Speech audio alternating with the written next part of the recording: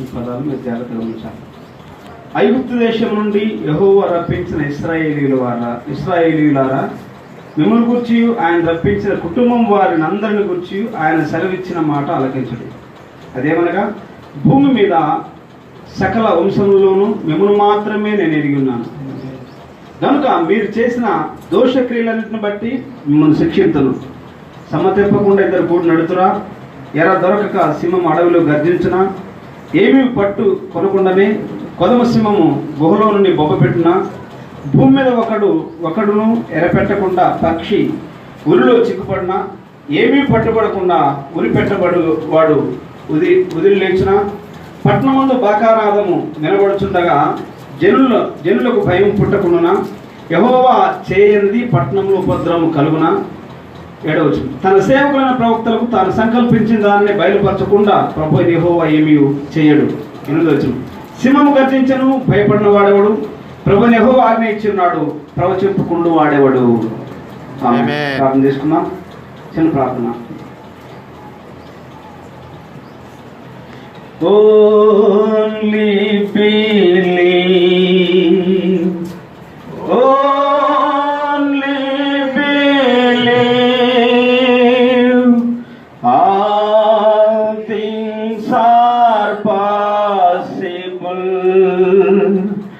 Only believe,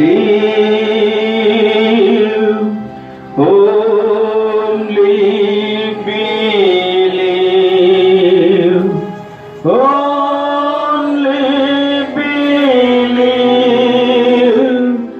all things are possible. Only believe, కేవలము నమ్ముము, కేవలము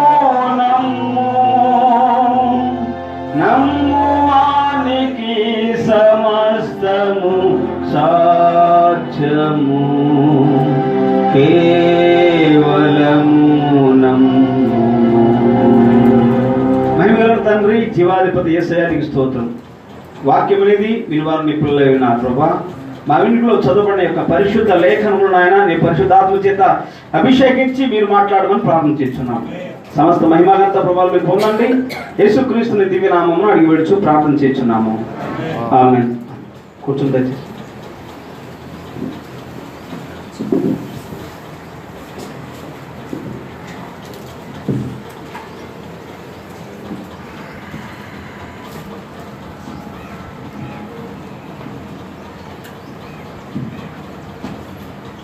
ప్రభువైన యేసుక్రీస్తు నామమునకు మహిమ ఘనత ప్రభావం కలుగుగాక. హల్లెలూయా. ప్రభు కృపను బట్టి దేవుడు మాకు సింగపూర్ ట్రిప్ను సక్సెస్ చేశాడు. క్షేమంగా అక్కడ వెళ్ళి అక్కడ సంఘంలో హవార్డ్ బెంజమిన్ గారి సంఘంలో 2 వర్తమానాలు ఇవ్వడానికి ప్రభు మాకు కృప చూపాడు. మళ్ళీ క్షేమంగా అలా ఇండియాకి రావడం జరిగింది. మీ అందరి ప్రార్థన బట్టి ప్రభు మమ్మల్ని క్షేమంగా తీసుకుని వచ్చారు. దేవుడు మీ అందరిని దీవించను గాక. మంచిది. నేరుగా వాక్యంలోకి వెళ్ళాలని నేను ఆశిస్తూ ఉన్నాను. చదువుకున్న వాక్య భాగంలో నుండి ప్రవక్త 7వ చదువుకున్నాం. 3వ అధ్యాయం 7వ వచనం. ఇది అందరికీ పరిచయమైన వాక్యం. ఇది మీ కంఠత వాక్యం కూడా ఉండాలి, చూడకుండా చదివేటట్టుగా ఉండాలి. ఈ వాక్యం తన సేవకులైన ప్రవక్తలకు తాను సంకల్పించిన దానిని బయలుపరచకుండా ప్రభువైన యెహోవా ఏమీ చేయడు. ఈ చదువుకున్న వాక్య భాగంలో నుండి the end time sign seed.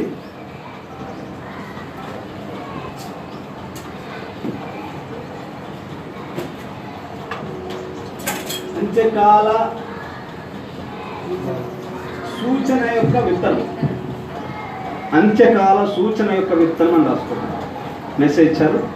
వర్తమాన పేరు the end time sign seed. అంత్యకాల సూచన విత్తనము అనే వర్తమానము తీసుకొని ప్రవక్త ఈ వాక్య భాగం తీసుకున్నారు. ఆమోసు గ్రంథంలో అంత్యకాల సూచన వర్తమానం అనే వర్తమానము ప్రవక్త 1962వ సంవత్సరం మార్చి నెల 19వ తారీఖున టెఫ్టిన్ జార్జియాలో ఈ వర్తమానం ఇచ్చారు. మీరు చాలా మంది చదివి ఉంటారు అనుకుంటారు మెసేజ్. ఎంతమంది దగ్గర మీ బుక్ చేద్దాం నేను తర్వాత జిరాక్స్ తీసుకోండి. ఏ బుక్ మీరు పోగొట్టుకోదు. మీకు పలానా మెసేజ్ పలానా బుక్ నా దగ్గర లేదు అంటే మీకు ఒక కసి రాగాలి. కంపల్సరీగా ఆ బుక్ సాధించైనా మీరు సంపాదించుకోవాలి ఆ మెసేజ్. నాకు ఒకసారి ఒక బుక్ అవసరమైనది. అది ఇక్కడ మన ఆంధ్రప్రదేశ్లో ఎక్కడ దొరకలేదు, ఏ సేవకుని దగ్గర. అది బాంబేలో ఉన్నదని తెలిస్తే నేను ఆ బుక్ కోసం బాంబే వెళ్ళాను. ఆ బుక్ కోసం బాంబే వెళ్ళి షిండే గారి దగ్గర బుక్ తెచ్చుకున్నాను. అది లోపల మన దాహాన్ని బట్టి ఉంటుంది. మీరు మెసేజ్లన్నీ మీకు ఆస్తిపాస్తులున్నా, డబ్బులున్నా, అంతస్తులున్నా, బీరువాళ్ళు ఇవన్నీ ఉన్నా కానీ అది ప్రయోజనం లేదు. కానీ మెసేజ్ బుక్స్ కంపల్సరీ మీరు సంపాదించి పెట్టుకోవాలి. ఒక ఆల్మరాలో ఈ మెసేజ్ బుక్స్ అన్ని మీరు రాసుకొని, ఎందుకంటే మనం వర్తమాన వాక్యమే బ్రతికించేది కదా. బ్రతికించేది ఏంటి? వాక్యం. కాబట్టి ఆ వాక్యము మన హృదయంలో దాచుకుంటే దేవుడు కృప చూపిస్తాడు. లోక సంబంధమైన ఒక వ్యక్తి మీద ఒక అభిమానం కలిగి ఉంటే ఆ వ్యక్తిని పోగొట్టుకోడు. అలాగనే మన దేవుని విషయంలో మనసులో ఒక అభిమానం అనేది ఖచ్చితంగా వస్తుంది. మీ ఆసక్తి విషయాలు తెలియజేస్తూ ఉంటుంది. మంచిది. చదవన వాక్య భాగంలో నుండి అంత్యకాల సూచన విత్తనము అనే వర్తమానం ప్రవక్త ఇచ్చారు. The end time sign seed, అంత్యకాల సూచన వర్తమానము విత్తనం. అంత్యకాల వర్తమానం విత్తనం, సూచన యొక్క విత్తనం. Very good. చాలా విషయాలు ఇందులో వ్రాయబడ్డాయి. ప్రవక్త చాలా విషయాలు చెప్పారు. బైబిల్ గ్రంథంలో 3 వధువులు ఉన్నాయి. 3 వధువులు. నెంబర్ 1 ఒకటి ఆదాము వధువు, రెండవది యెహోవా వధువు, మూడవది యేసుక్రీస్తు వధువు. 3 వధువులు ఉన్నాయి. అవి మీరు సిరీస్లో చెప్పాడు ప్రవక్త. ఈ పేర నెంబర్ జస్ట్ ఒకసారి 11వ పేర చదవండి. లేఖనములు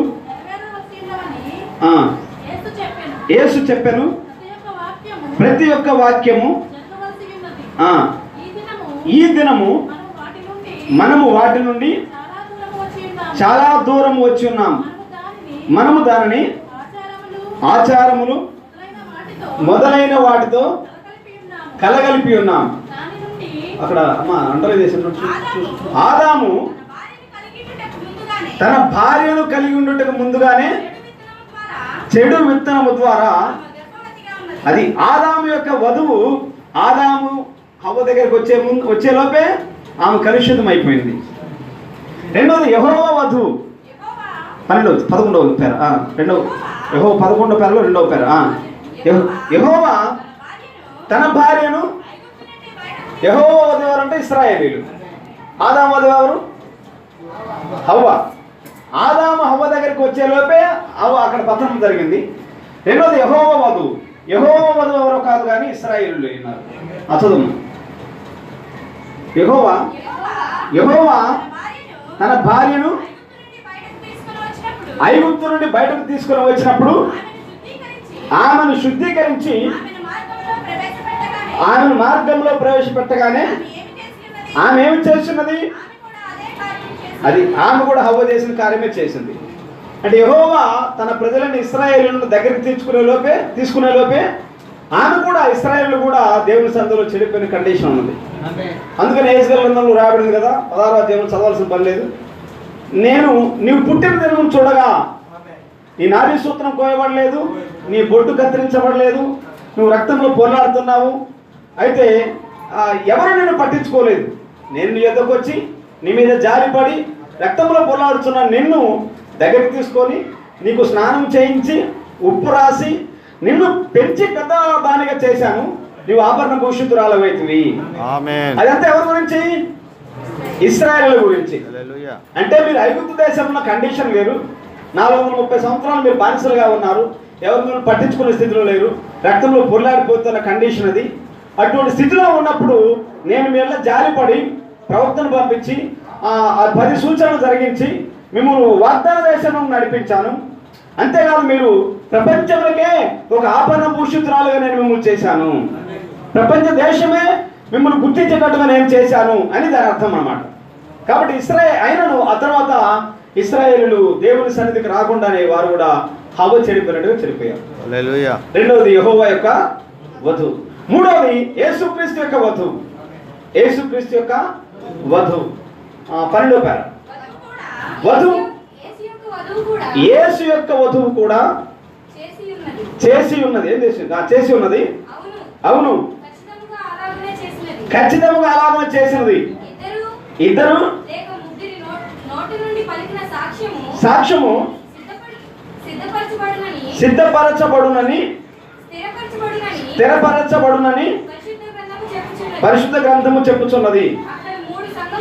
అక్కడ 3 సంఘములు ఉన్నవి, 3 వధువులు ఉన్నవి. ప్రతి ఒక్కరు ఒకే విధముగా చేసి ఉన్నారు. వీటన్నిటిని ఎదుర్కొన్నాను. చాలు. ఇక్కడ 3 వధువులు, ఆదాము వధువు, యెహోవా వధువు, యేసుక్రీస్తు యొక్క వధువు. యేసుక్రీస్తు యొక్క వధువు ఎవరంటే అన్ని జనాంగం ఏర్పాటు చేయబడిన పెళ్లి కుమార్తె అయి ఉన్నది. ఆమేన్. మంచిది. అయితే ప్రవక్త నాడు 14వ పేర, ప్రతి కాలంలో ప్రతి తరములో అది ఏమి పొందుకున్నది? ప్రతి కాలంలో వారికి దేవుడు ప్రతి కాలంలో దేవుని పిల్లలకు తాజా వాక్యం పెట్టాడు. ఆమేన్. తాజా ఆహారం అంటే అది కుళ్ళిపోనటువంటిది. మన్నాయే కానీ నిన్నటి మన్నా ఈ రోజు కూర్చుకుంటే ఏమవుతుంది? కుళ్ళు పడతా ఉంటుంది, పురుగులు పడతా ఉంటుంది. దేవుడు తన ప్రజలకు పురుగులు పట్టే ఆహారం పెట్టలేదు, కుళ్ళిపోయే ఆహారం పెట్టలేదు, కానీ తాజా ఆహారం ప్రతి కాలంలో దేవుడు ఉంచాడు. స్టోర్ చేశాడు, భద్రపరచాడు. ఆయన తన వర్తమానము ప్రభు చెప్పాడు 7 ముద్రలో, ఈ యొక్క వర్తమానము రాబో తరం వారి కొరకు నువ్వు దీన్ని స్టోర్ చేయమని చెప్పాడు. ఇది స్టోర్ చేయబడిన వర్తమానం, ఇది ముద్రించబడిన వర్తమానం. ఇది అయితే 16వ పేర చదవండి. పరలోకమందున్న మేము ఎన్నడూ నీ తీర్పు, ప్రవక్త ప్రార్థన చేస్తున్నారు, అద్భుతమైన ప్రార్థన. ప్రభువా, మేము ఎన్నడూ నీ తీర్పు సింహాసనమును సమీపించాలని అనుకోవటము లేదు, కానీ నీ యొక్క కృపా సింహాసనమును సమీపించుచున్నాం. చాలు. ప్రకటన 2-3 అధ్యాయాలలో కృపా సింహాసనం ఉన్నది. ప్రకటన 2-3 అధ్యాయాలు ఏమున్నది? కృపా సింహాసనం అంటే 7 సంఘకాలాలు ఉన్నాయి. 7 సంఘకాలాల్లో ఆయన థ్రోన్ ఆఫ్ గ్రేస్, కృపా సింహాసనంగా ఉన్నాడు. ఇక 4వ అధ్యాయంలో సంఘం ఎత్తబడుతుంది కాబట్టి 4వ అధ్యాయం అంతా ఏంటంటే ప్రవక్త నాడు అది తీర్పు సింహాసనం అయి ఉన్నది. ఈ విషయాలు మీరు మనసు ఉంచుకోవాలి. ప్రకటన 2-3 అధ్యాయాలు కృపా సింహాసనము, 4వ అధ్యాయం అనేది తీర్పు సింహాసనం. ఎందుకు 4వ అధ్యాయం తీర్పు సింహాసనంగా పెట్టాడు? తీర్పు సింహాసనం ఎందుకు మారింది? అది 4వ అధ్యాయంలో తీర్పు సింహాసనం ఎందుకు పోల్చాడు? ఇంకా కరెక్ట్ సమాధానం చెప్పాలి బ్రదర్. ఆ సింహాసనము ముందు స్ఫటికం వంటి గాజు వంటి సముద్రం ఉండేను. అంటే రక్తం లేదు అక్కడ. గాజు వంటి సముద్రం, రక్తం లేదు కాబట్టి తీర్పే. రక్తం ఎక్కడుంది? 2-3 అధ్యాయాల్లో ఉన్నది. 2-3 అధ్యాయాల్లో గొర్రె పిల్ల మనకు రక్తం పట్టుకొని విజ్ఞాపన చేస్తున్నాడు. అయితే సంఘకాలం వగించబడిన తర్వాత గొర్రె పిల్ల సింహాసనం నుండి లేచాడు. ఆయన లేచి ఆ గ్రంథం తీసుకున్నాడు. అప్పుడేమవుతుందంటే ఇప్పుడు తీర్పు, కృప వగించబడుతుంది, తీర్పు సింహాసనం అన్నమాట. 4వ అధ్యాయం అనేది తీర్పు సింహాసనము. ఈ విషయాలు గమనించాలి. 4వ అధ్యాయం అనేది తీర్పు సింహాసనం. ప్రవక్త అన్నాడు కదా, నేను ఆ సందర్భం చెప్తుంటే అదేం మెసేజ్ మీరు గుర్తు చేసి చెప్పాలి. నాకు ఇంతకుముందు మీరు అందరూ విన్న విషయాలు నేను ఆ సందర్భం చెప్తా ఉంటాను, అది వెంటనే పలానా మెసేజ్ బ్రదర్ మీరు చెప్పాలి. ఒకసారి ఒక యవనస్తుడు హత్య చేసి నేరం చేసి కోర్టులో నిలబడ్డాడు. కోర్టులో నిలబడ్డప్పుడు మీకు ఆ సందర్భం గుర్తొస్తే మీకు తెలిసి సామాన్యాన్ని పలకండి. పర్లేదు, విశ్వాసం పర్లేదు అనుకుంటాను. కోర్టులో నిలబడ్డప్పుడు ఆ యవనస్తుడు ఆ అబ్బాయి ఆ జడ్జిని చూసి సార్ నమస్తే సార్ అన్నాడు. ఏంటి బాబు అంటే, సార్ నన్ను గుర్తుపట్టారని అడిగాడు. ఎవరయ్యా బాబు నాకు గుర్తు రావట్లేదంటే, సార్ నేను ఒకప్పుడు చిన్న బాలుడుగా ఉన్నప్పుడు మా అమ్మ నేను ఇద్దరు కలిసి గుర్రం బగ్గీలో ప్రయాణం చేస్తున్నాం. ఒక విలేజ్ దగ్గరకు వచ్చినప్పుడు అక్కడ చిన్న బాంబు లాంటి పేల్చారు. ఆ గుర్రము భయపడి అది లోయలో పడ్డది గుర్రం బండి. ఆ టైంలో మీరు అటు వెళ్తూ నన్ను రక్షించారు, నన్ను తప్పించారు. ఓహో ఆ బాబు నువ్వేనా? నేనేనండి. సరే ఇంతకు ఇప్పుడు సంగతి ఏంటని అడిగాడు. ఆ బాబు అన్నాడు, అయ్యా అప్పుడు నువ్వు నన్ను రక్షించావు కదా, ఇప్పుడు కూడా రక్షించవా అని అడిగాడు. అప్పుడు జడ్జి అన్నాడు, అయ్యా అప్పుడు నేను నీకు రక్షకుణ్ణి, ఆమేన్. కానీ ఇప్పుడైతే నేను జడ్జిని అన్నాడు. ఆమేన్. హల్లెలూయా. అది ఈ 4వ అధ్యాయం. అందుకే ప్రవక్త అన్నాడు, భయపడ్డ, ప్రభువా నేను నీ ధర్మశాస్త్రమును పాటించలేను, నీ కృప నాకు అవసరమై ఉన్నది అన్నాడు. హల్లెలూయా. అంటే క్రియల ద్వారా ఏ వ్యక్తి దేవుని సమీపించలేదు. ఆమేన్. క్రియల ద్వారా ఏ వ్యక్తి దేవుని సమీపించలేదు. ఇక్కడెక్కడో ఒక మెసేజ్ ఉంది, కృపకు ధర్మశాస్త్రం బదులుగా కృప అని ఉన్నది. కృప చిత్రం దాని గురించి చెప్తాను నేను. కాబట్టి 4వ అధ్యాయం అనేది తీర్పు సింహాసనం. డానియల్ క్యూరీ గురించి కూడా చెప్పాడు కదా. డానియల్ క్యూరీ గురించి ఏ మెసేజ్ చెప్పారు? సంఘము మరియు దాని స్థితి అని వర్తమానం. డానియల్ క్యూరీ పరలోకం వెళ్ళాడు దేవుని దగ్గరికి వెళ్ళడానికి, అక్కడ దూత ఆపాడు. డానియల్ క్యూరీ నిమిత్తము తీర్పు స్వరము వినపడింది, కానీ ఇటు ప్రకృతి గొర్రెపిల్ల స్వరం వినపడింది. గొర్రెపిల్ల స్వరమే దాన్ని డానియల్ క్యూరీని రక్షించింది. మనం రక్తమును మాత్రం సమీపించాలి, కానీ గొర్రెపిల్లను మాత్రం మనం నడిపించడానికి యోగ్యుడు, కానీ తీర్పు సింహాసనాన్ని ఎవరు సమీపించలేదు. అందుకని ప్రవక్త సైతం ప్రార్థన చేస్తూ, ప్రభువా నేను ఆ తీర్పు సింహాసనం నేను సమీపించలేదు. ఆమేన్. ఎందుకంటే మన విధానమే సరిగా, మనం అడుగడుగున మన జీవితాలు ఆ విధంగా ఉన్నాయి. జడ్జిమెంట్ దగ్గరికి వెళ్తే తట్టుకోలేని పరిస్థితి. హల్లెలూయా. కాబట్టి ప్రవక్త ఈ వర్తమానం తీసుకున్నాడు, అంత్యకాల సూచన విత్తము అనే వర్తమానం తీసుకున్నాడు. 19వ పేర, 19th పేర,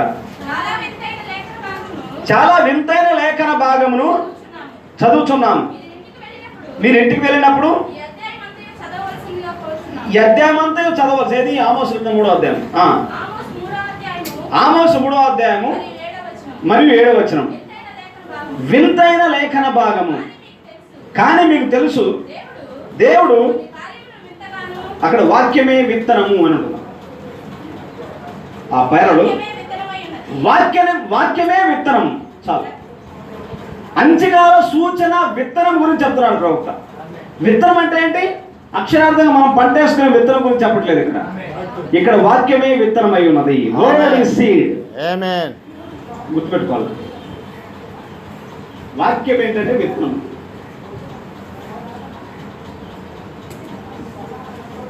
ఇది మెయిన్ పాయింట్ ఈ మెసేజ్కి. ఒక గుండెకాయ లాంటి పాయింట్ కాబట్టి నేను రాశాను.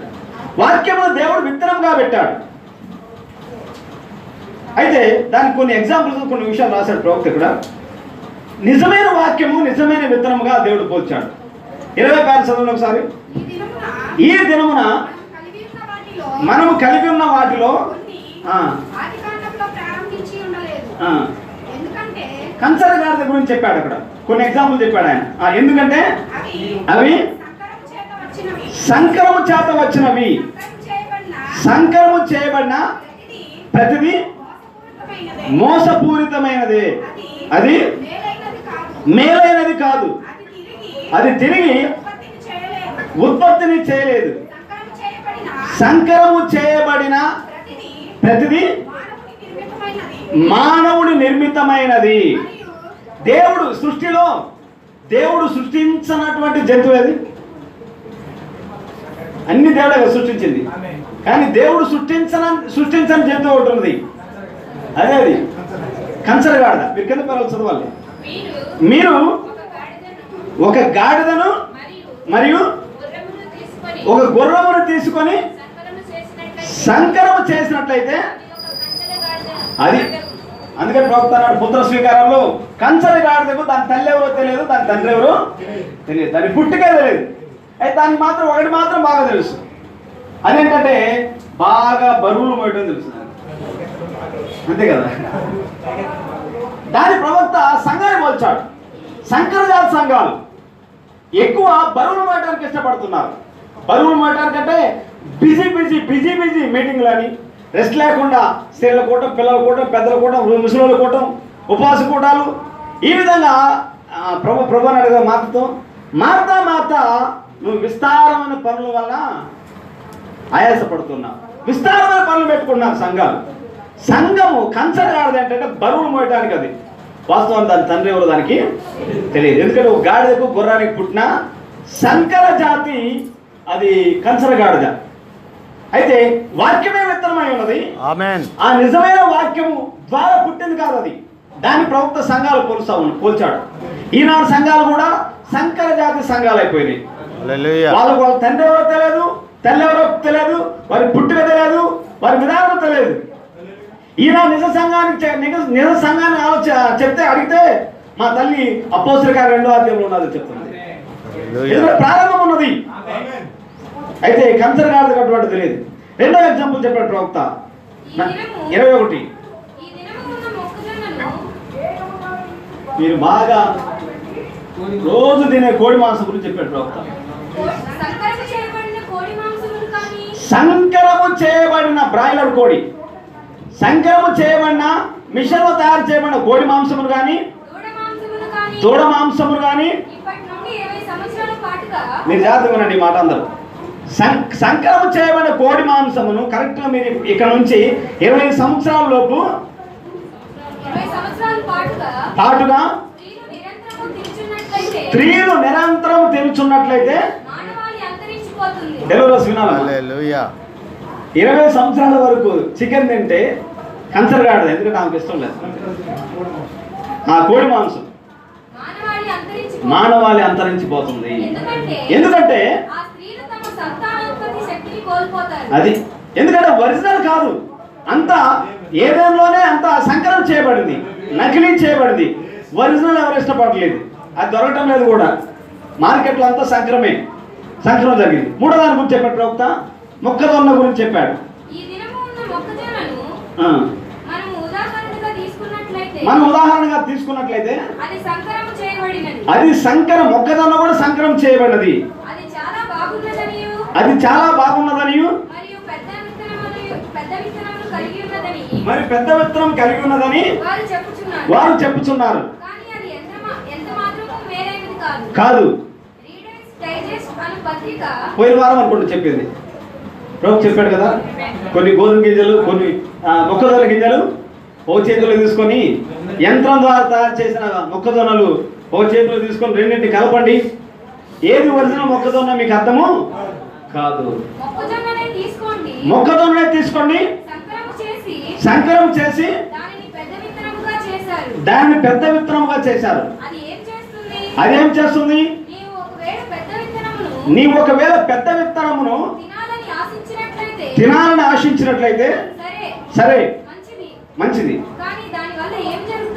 కొన్నిసార్లు చెప్పాను, నకిలీ విత్తనాలు, సంకరం చేయబడిన విత్తనాలు, ఒరిజినల్ విత్తనాలు రెండు కలపండి, రెండు ఒకేలా ఉంటాయి. ఏమేసాలో చెప్పింది మొన్నే కదా, కొన్ని very good. The greatest gift in the Bible గ్రంథంలో ఉన్న గొప్ప వరం అనే వర్తమానం ప్రభు చెప్పారు. అయితే రెండు కలపండి, ఏది ఒరిజినల్ ఏది నకిలీదో మీకు అర్థం కాదు. అయితే దాని ఒరిజినల్ తెలియాలంటే ఆ విత్తనాలను పాతి పెట్టాలి, తిరిగి దాన్ని నాటుము. అది తిరిగి అది సంకలనం చేయబడిన విత్తనం అయితే చనిపోతుంది, ఎందుకంటే దాని లైఫ్ లేదు కాబట్టి. లైఫ్ ఉంటే నువ్వు పాతి పెట్టినా కానీ అది తిరిగి బ్రతుకుదా ఉంటుంది. ఈ జీవములు, ఈ శరీరంలో లైఫ్ అనేది ఉండాలి. ఈ శరీరము కుళ్ళిపోయిన కండిషన్లో ఉంది. విత్తనము అన్న ఈ శరీరంతో పోల్చబడింది, భూమి అన్న మన శరీరంతో పోల్చబడింది. అయితే ఈ శరీరంలో దేవుడు ముందుగా నిర్ణయించబడిన వారికి ఒక లైఫ్ పెట్టాడు, జీవం పెట్టాడు. ఆ జీవమును ఏది నాశనం చేయలేదు, అది దేవుడు పెట్టింది కాబట్టి దేవుడు పెట్టాలి. దేవుడు ఆ బీజం పెడితే, దేవుడు ఆ జీవం పెట్టినట్లయితే ఇక ఆ వ్యక్తిని ఎవరు తాకలేరు కూడా, ఆ వ్యక్తిని ఎవరు నాశనం చేయలేరు కూడా. అయితే లోపల ఒక జీవం దేవుడు పెట్టినట్లయితే ఈ వాక్యం కోసం ఆశపడతావు, ఆరాటపడతావు. ఆ లోపల పెట్టిన జీవం ఏంటో కాదు కానీ వాక్యం శరీరమై ఉన్నది. వాక్యం శరీరం ఉంటే ఈ ప్రకృతి సంబంధమైన శరీరాన్ని పోషించుకోవడానికి రాత్రింబగళ్ళు ఏ విధంగా కష్టపడుతున్నావు, రోజుకు 2-3 సార్లు 4-5 సార్లు ఏ విధంగా తింటున్నావు ఈ శరీరం పోషించుకోవడానికి. అయితే ఇందులో విశ్వాసకి ఇంకొక శరీరం ఉన్నది. విశ్వాసకి ఇంకొక శరీరం ఉన్నట్లయితే ఖచ్చితంగా ఈ వాక్యానికి నువ్వు శిరస్సు ఉంచుతావు. ఫస్ట్ ఇది, నెక్స్ట్ తర్వాత ఏదైనా. నీ కుటుంబం కావచ్చు, భార్య కావచ్చు, బిడ్డలు కావచ్చు, తల్లిదండ్రులు కావచ్చు, ఎవరైనా కానీ దీని తర్వాత. ఎందుకంటే మొదట నా నీతిని, నా రాజ్యమును వెతకండి అన్నాడు యేసు. కాబట్టి ఆయన నీతిని వెతకాలి, ఆ నీతి అంటే వాక్యం వెతకాలి. వాక్యం, ఎందుకంటే ఈ వాక్యం కోసం దాహం నీకు ఉన్నట్లయితే. మనం సింగపూర్ వెళ్ళినప్పుడు ఆ మీటింగ్ ఆస్ట్రేలియా నుండి వచ్చారు. సింగపూర్, మలేషియా నుండి వచ్చారు ఫ్లైట్లో. ఎక్కడెక్కడ నుంచి వస్తున్నారు. ఆ దాహము, ఎందుకంటే ఇటువంటి సూపర్ న్యాచురల్ థింగ్స్, అతీతమైన కార్యాల విషయాలు ఎక్కడ వినబడట్లేదు కాబట్టి వినబడే స్థలం దగ్గరికి ఆసక్తిగా వస్తూ ఉంటాం. ఒకడు లోకమంతా సంపాదించుకుంటూ ప్రాణం పోగొట్టుకుంటే రోజులు ప్రభు అన్నాడు, నా విషయము మీకు వాక్యం తెలుసు కదా, చదవాల్సిన పర్లేదు. నా నిమిత్తము మీరు దేనినైతే పోగొట్టుకుంటారో దాన్ని దక్కించుకుంటారు. దేనినైతే మీరు దక్కించుకోవడానికి ప్రయత్నం చేస్తారో దాన్ని పోగొట్టుకుంటారు. కాబట్టి వాక్యం విషయంలో మీరు మొదటి స్థానంలో ఉండాలి. ప్రార్థనకు మీరు రావాలంటే కనీసం ఒక టైం ప్రకారం వెళ్ళాలని ఆశ ఆరాటం ఉండాలి. ఒకవేళ మీరు రాలేదనుకో, ఎందుకంటే లోపల దేవుడు పెట్టిన భారం ఆ విధంగా ఉండాలి. కాబట్టి మా మొక్కజొన్న గురించి చెప్పాడు ప్రవక్త. నిజమైన మొక్కజొన్న అదేంటో తెలియాలంటే భూమిలో పాతి పెట్టుకోవాలి. హల్లెలూయా. ఎన్నో విషయాలు చెప్పారు ప్రవక్త. 51 పేర చదవండి. అంత్యకాల సూచన విత్తనం 51 పేర. మనమందరము అంత్యకాలంలో ఉన్నామని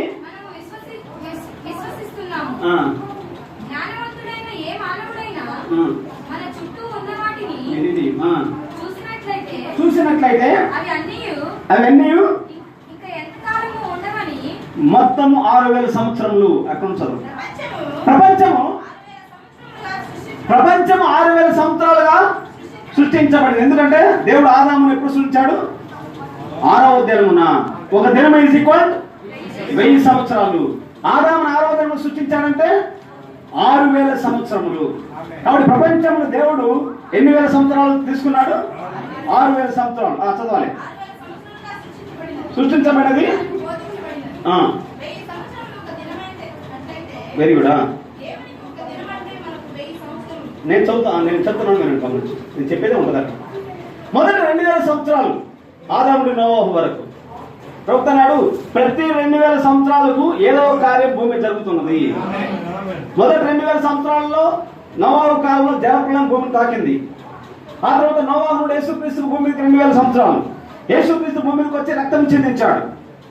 యేసుక్రీస్తు నుండి ఇప్పటివరకు 2000 సంవత్సరాలు. 2000 సంవత్సరాలు దాటాం కూడా మనం.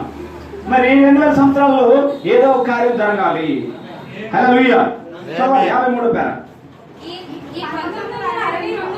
62లో 7వ దినం గురించి చెప్పాడు ఆయన. 7వ దినము సబ్బాతు దినము. 7వ దినము సబ్బాతు దినము. అది ఈ మాట గుర్తుపెట్టుకోవాలి. 7వ దినం 6 దినాలు ఆయన పనిచేశాడు. 6 దినాలు 6000 సంవత్సరాలు. 7వ దినం విశ్రాంతి తీసుకున్నాడు. 7వ దినము అంటే అది 1000 ఏళ్ల పరిపాలనకు సాదృశ్యమై ఉన్నది. ఆమేన్. 7వ దినము అంటే 1000 ఏళ్ల పరిపాలనకు సాదృశ్యమై ఉన్నది. అది ఆ ప్రకటన అన్నాడు కదా, ప్రభు యొక్క దినమున నేను ఆత్మవశుడనైతని. అంటే ఇప్పటి వరకేమో 6 దినాలు మానవుల దినాలు. 7వ దినం ఏంటంటే అది ప్రభు యొక్క దినము. ప్రభు యొక్క దినంలోనికి యోహాను కొనిపోయాడు. కాబట్టి 7వ దినం అనేది మిలేనియం. అది 1000 ఏళ్ల పరిపాలనకు సాదృశ్యమై ఉన్నది. 7వ దినం దేవుడు ఏం చేశాడు? విశ్రాంతి తీసుకున్నాడు. విశ్రాంతి తీసుకున్నా అంటే అర్థం ఏంటి? చేతలు చెప్పండి. అలసిపోయి, ఇప్పుడు మనం అంటే అలసిపోయాం కాబట్టి చూసి పడుకుంటాం, రెస్ట్ తీసుకోవాలంట. మరి దేవుడు విశ్రాంతి తీసుకున్నా అంటే అర్థం ఏంటి? ఆయన దేవుడు ఆత్మ కదా. దేవుడు ఆత్మ. ఇశ్రాయేలును కాపాడువాడు కొనకడు నిద్రపోవడం వాక్యం సెలవేస్తుంది. ఆత్మ విశ్రాంతి తీసుకోవడం ఏంటి అంటే అర్థం ఏంటంటే, ఓ తండ్రి కష్టపడి పిల్లలు చిన్నపిల్లలుగా ఉన్నప్పుడు రాత్రి పనులు, ఓటీలు, డ్యూటీలు అన్ని చేసి పిల్లలకు అన్ని విధాలుగా సమకూరుస్తూ ఉంటాడు. అయితే ఆ పిల్లవాడే పెరిగి పెద్దవాడై కుటుంబ బాధ్యతలన్నీ చేపట్టినప్పుడు తండ్రి రెస్ట్లోకి వెళ్తాడు. రెస్ట్ అంటే కేవలం పడుకున్నాడని కదా, ఇక పని చేయాల్సిన పని తండ్రి లేదు. ఇప్పుడు కుమారుడు ఆ బాధ్యతను స్వీకరించాలి. ఆమేన్. హల్లెలూయా. అలాగే దేవుడు 6వ దినంలో దేవుడు కుమారుడు భూమి మీద ఉంచాడు. దేవుడు 7వ విశ్రాంతి తీసుకున్న అర్థమైనదే ఇప్పుడు కుమారుడే భూమిని పరిపాలించాలి. ఆదాము సృష్టి ఉనికిలో తీసుకొని రావాలి. చెప్తున్నాడు కదా, ఇప్పుడు స్పీక్ టు మౌంటైన్. పర్వతంతో మాట్లాడగలడు, చెట్లతో మాట్లాడగలడు, జంతువులతో మాట్లాడగలడు. సమస్త ఒక డొమినియన్ పవర్ దేవుడు ఆదాముకి ఇచ్చాడు. దేవుని కుమారుడుగా దేవుడు ఆదాముకి అప్పగించాడు కాబట్టి ఇప్పుడు ఆదాము బాధ్యత తీసుకోవాలి. అందుకని దేవుడు విశ్రాంతి తీసుకున్నాడు. కాబట్టి 7వ దినం అనేది 1000 ఏళ్ల పరిపాలన అయి ఉన్నది. మిలేనియం అయి ఉన్నది. మిలేనియం అంటే 7 ఏళ్ళు అంటే అక్షరార్థంగా 1000 సంవత్సరాలు లెక్క పెట్టుకొని పరిపాలించేది కాదు. అది మిలేనియం అంటే విశ్రాంతి. దేవుని పిల్లలకు అది విశ్రాంతి. చాలా విషయాలు బయటకు రాలేను. 54వ పేర 54వ పేర దానిపైన మనము కొన్ని గంటలు మాట్లాడుకోవచ్చు, కానీ ఒక నిమిషము ఇక్కడ అంత్యకాలము నిమిత్తము నాటబడిన కొన్ని లేఖనములను చూద్దాం. అది ఆ విత్తనము యోబు చేత పలుకబడిన వాక్యం. ఆ దేవుడే ప్రవక్తల నుండి దేవుని యొక్క ప్రతి ప్రవక్తకు దేవుడు తన రహస్యములను హెబ్రీ పత్రిక 1:1 రాబడింది. పూర్వకాలమందు నానా సమయంలోను నానా విధములుగాను తన ప్రవక్తల ద్వారా మాట్లాడిన దేవుడు ఈ దినముల అంతమందు అది తన కుమారుని ద్వారా మాట్లాడాను. ప్రవక్తనాడు బోర్ల పండుగ అనే వర్తమానం పేర నెంబర్ 59. బోర్ల పండుగ పేర నెంబర్ 59. బోర్ల పండుగ 59.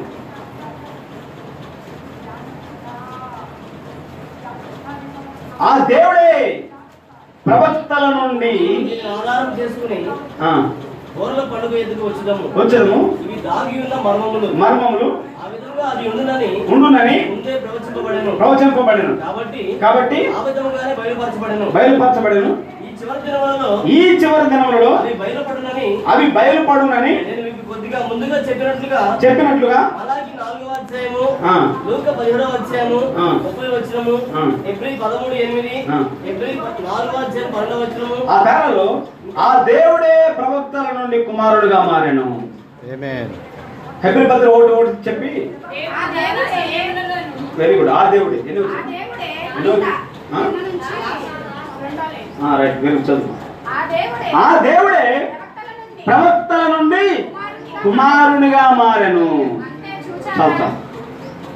నానా పూర్వకాలంలో నానా సమయంలోనూ నానా విధములుగాను ప్రవక్తల ద్వారా మాట్లాడుకుంటూ వచ్చిన దేవుడే ఇప్పుడు కుమారునిగా మారెను. హల్లెలూయా. కాబట్టి అంత్యకాల అంత్యకాల వర్తమానం యొక్క విత్తనాల గురించి ప్రవక్త ఇప్పుడు నేరుగా చెప్తున్నాడు. నేరుగా నేను మెసేజ్కి వెళ్ళాలని ఆశిస్తా ఉన్నాను. 56వ పేర ఈ మెసేజ్ 56వ పేర.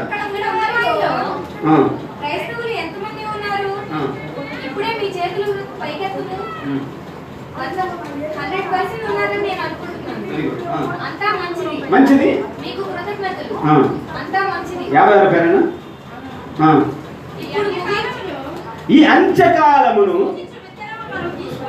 అది ఇప్పుడు అంత్యకాల వర్తమానం యొక్క విత్తనం అంటే దాని గురించి మనం చూద్దాం అంటారు ప్రవక్త. ఇక్కడ నుంచి మెసేజ్ స్టార్ట్ అవుతుంది. అంత్యకాల వర్తమానం యొక్క విత్తనం అంటే దేవుడి గురించి ఆయన చెప్తున్నాడు మెసేజ్ అనేది మనం చూద్దాం ఒకసారి. 55 పేర. అంజూరపు చెట్టును చూచి ఒక ఉపమానం నేర్చుకొనుడి. అది అంత్యకాలం యొక్క సూచన ఏంటంటే అంజూరపు చెట్టు యొక్క ఉపమానము.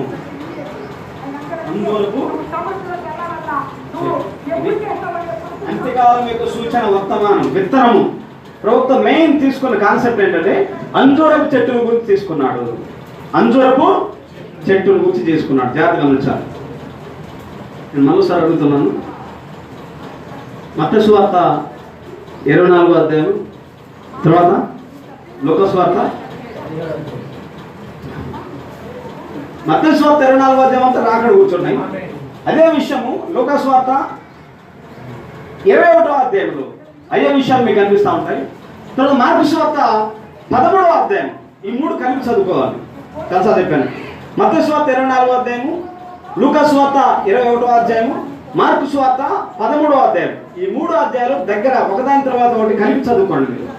ఈ మూడు అధ్యాయాలు జాగ్రత్తగా చదువుకుంటే ఈ మూడు అధ్యాయాలు రాకడను కూర్చున్న విషయాలు మీకు కనిపిస్తాయి. ఆమేన్. ఈ మూడు అధ్యాయాలు ఒక చోట సమకూర్చుకొని ఒక్కో దాని తర్వాత ఒకటి చదవండి. అంతా కలిపి చదివితే కన్ఫ్యూజ్ అవుతారు. మత్తయి సువార్త 24వ అధ్యాయం అంతా చదివి దాని తర్వాత వెంటనే లూకా సువార్త 21వ అధ్యాయం చదవండి. దాని తర్వాత వెంటనే మార్కు సువార్త 13వ అధ్యాయం చదవండి. ఇదంతా బైబిల్ అంతా ఒక పజిల్ కదా. ఈ మూడు ఒక దగ్గర పెట్టుకుని చదువుకుంటే మీకు విషయాలు ఉంటాయి. కాబట్టి మత్తయి సువార్త 24వ అధ్యాయంలో చాలా విషయాలు చెప్పుకుంటూ వచ్చాడు ఆయన. వాటిలో మత్తయి సువార్త 24వ అధ్యాయం 32వ వచనం. అంజూరపు చెట్టును చూచి ఒక ఉపమానము నేర్చుకొనుడి. అంజూరపు కొమ్మ లేతదై చిగురించినప్పుడు వసంతకాలం ఇంకా సమీపముగా ఉన్నదని మీకు తెలియను. ఆ ప్రకారమే మీరు ఈ సంగతులన్నీ జరుగుట చూచినప్పుడు ఆయన సమీపముననే ద్వారము దగ్గరనే ఉన్నాడని. ఇది అంత్యకాల వర్తమానం యొక్క విత్తనం. అంజూరపు చెట్టును గురించి చూచాడు ఆయన. అంజూరపు చెట్టును గురించి ఉపమానం తెలుసుకోనండి. మత్తయి సువార్త 24వ అధ్యాయంలో 6 ముద్రల గురించి చెప్పాడు ప్రభు. 6 seals. అవన్నీ మీరు 6వ ముద్ర చదవండి, ఆ విషయాలు మీకు కనిపిస్తాయి. మత్తయి సువార్తలో 6 ముద్రల గురించి చెప్పాడు. కానీ 7వ ముద్ర అనేది ఉపమాన రీతిలో ఆయన పొందుపరిచాడు. 7వ ముద్ర పరలోకంలో అరగంట సేపు నిశ్శబ్దం. 7వ ముద్ర అనేది ప్రభు యొక్క రాకడ. అది ఈ యొక్క అంజూరపు చెట్టును కూర్చిన ఉపమానంలో ఆయన దాచిపెట్టాడు. 7వ ముద్ర అనేది అంజూరపు చెట్టును కూర్చిన ఉపమానంలో ఆయన పొందుపరిచాడు. గుర్తుపెట్టుకోవాలి. ఇప్పుడు మనం సీల్స్ లోకి వద్దాం, ముద్రలోకి వద్దాం. 7 ముద్రలు కన్నా మీకు ఒక ముద్ర లేకపోతే సీల్స్ బుక్ లేకపోతే నా దగ్గర తీసుకొని చదవండి. నీకు మీకు సీల్స్ బుక్ 7వ ముద్ర మీకు కావాలమ్మా?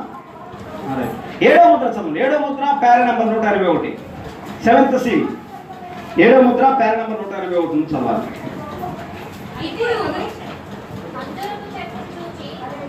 181 అందరూ పేజ్ నెంబర్ ఎప్పుడు? 830 పేజ్ నెంబర్ చదవాలి. అంజూరపు చెట్టును చూచి ఒక ఉపమానం నేర్చుకుని అంజూరపు కొమ్మ లేతదై చిగురించినప్పుడు వసంతకాలం ఇంకను సమీపంగా ఉన్నదని మీకు తెలియను. అంజూరపు చెట్టు అనగా ఇశ్రాయేలు ఉన్నారు. ఆమేన్. కొంచెం మీరు కన్ఫ్యూజ్ అవ్వద్దు, ఎందుకంటే ప్రవక్తన్నాడు కదా, గోడను స్ట్రైట్ గా కట్టుకుంటూ వెళ్ళిపోతే ఏ ప్రాబ్లం ఉండదు. అయితే మనం గోడను కట్టడం లేదు కానీ ఇంటిని కట్టాలంటే మలుపులు ఉంటాయి. గోడలు కట్టమంటే ఏంటంటే అందరూ నమ్మేది, అందరూ అంగీకరించేది, అందరూ వెళ్ళేది. కానీ ఇంటిని కట్టాలంటే టర్నింగ్ పాయింట్స్ ఉంటాయి. ఆ టర్నింగ్ పాయింట్స్ లోనే దేవుడు ఎక్కడ కదిలాడాలి. ఇప్పుడు అంజూరపు చెట్టు గురించి ప్రవక్త చెప్తూ ఉన్నాడు, దాన్ని వివరిస్తా ఉన్నాడు. 181 పేరా నుండి అంజూరపు చెట్టు అంటే ఎవరంటే ఇశ్రాయేలు అయి ఉన్నారు. 182 పేరు చదువు. వారు ఆయన అడిగిన చివరి ప్రశ్న ప్రపంచం యొక్క ముగింపునకు సూచనలు ఏమిటి? మీరు యూదులను చూసినప్పుడు మరియు మీరు ఈ ఇతర కార్యములు నెరవేరుట చూచినప్పుడు ఏమి జరుగుతున్నదని 185. ఇప్పుడు ఆయన చెప్పెను, మీరు యూదులు చిగురించుట ప్రారంభించుటను.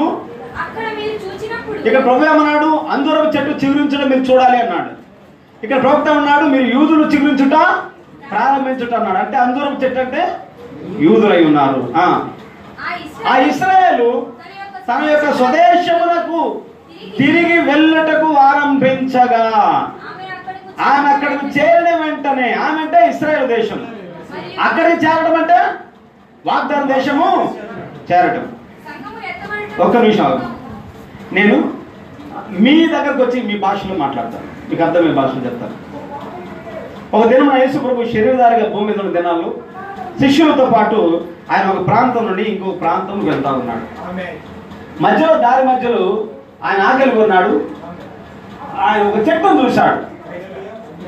ఆ చెట్టు ఆకలి కొని ఏమన్నా ఫలాలు ఇస్తుందేమని వెళ్ళాడు, కానీ అది ఒక ఆకులతో ఉన్నది, కానీ ఒక ఫలం కూడా. ప్రభు దాన్ని శపించాడు, ఇక నీ ఫలంలో ఎవరిని తినకుందరు కాక. వారు ఆ గ్రామం వెళ్ళారు. మళ్ళీ తిరిగి అదే మార్గం వస్తున్నప్పుడు పేతురు ఆ సంగతి జ్ఞాపకంలో తెచ్చుకొని, ప్రభా ఇదిగో నిన్ను శపించావని అంజూరపు చెట్టు, అది ఇప్పుడు ఎండిపోయింది అన్నాడు. వ్రేళ్లతో సైతము ఎండిపోయింది. అంజూరపు చెట్టు అనగా ఇశ్రాయేలు అయి ఉన్నారు.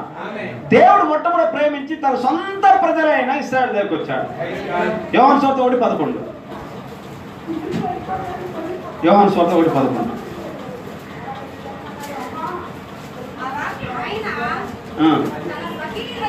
ఆయన తన స్వకీయుల యొద్దకు వచ్చెను.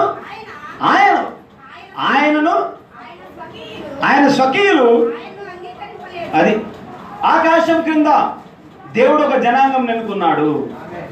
ఆ జనాంగం పేరు ఇశ్రాయేలు.